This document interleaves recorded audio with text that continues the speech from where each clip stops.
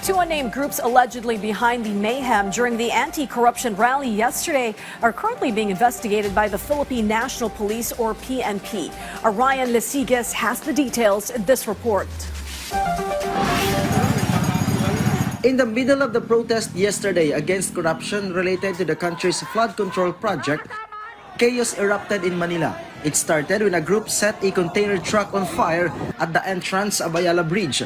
The group was supposed to cross from Ayala Bridge heading to Malacanang. In addition, some youth with covered faces also hurled stones. Despite this, according to the PNP, the September 21 protest was generally peaceful. The PNP considers the violence as an isolated case.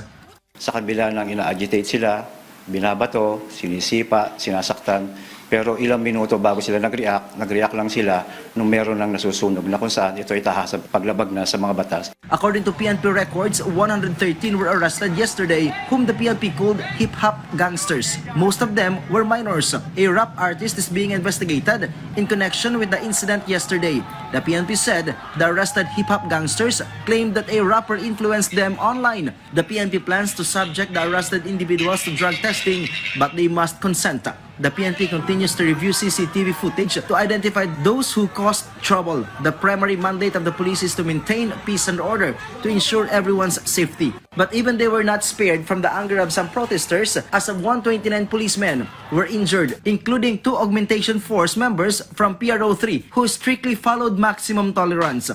They were visited by acting PNP Chief, Police Lieutenant General Jose Melencio Narotatis Jr. at the hospital. Pagbangon ko po dahil nabasag yung kalasag ko, doon na po ako tinamaan ng bato, sir. Nagkusa na rin po akong pumunta sa likod, sir. Sa medical? Opo, dahil wala na po akong kalasag nun, sir. Nakaitim tsaka nakamask po. May kumuha po nung signage po, yung sa traffic sign po, yung mga ganun. Pinalo po sa amin, sir. Tapos, bumagsak po kami. Umulong po kami nun. Pinilit ko pong tumayo. Nung pagtayo ko po, nakita ko po yung kamay ko. Malaki yung sugat po. Tumakbo na po ako. The PNP also denied that there was an exchange of gunfire between them and some protesters. Actually po, may nakuha po tayong monotube dun sa mga bag po ng mga ilan doon. At hindi lang po monotube, yung mga pintura po na pinapo nila sa mga polis natin, nakuha din po yun. I-itemize lang po natin at iuulat po natin yan. Pero po yung sinasabi po na meron pong pagpapaputok sa ating hanay, wala pong ganon.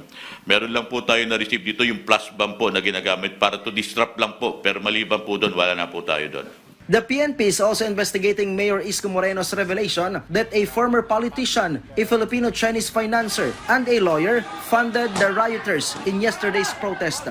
So lahat po ito, pinapaktor ng Philippine National Police sa pagpapile. So dalawang anggulo na po ang tinitingnan natin. Ito yung anggulo sa mismong nahuli ng mga tao na posibleng nililito lamang ng mga nahuli ang ating gobyerno kung sino ang dapat sampahan.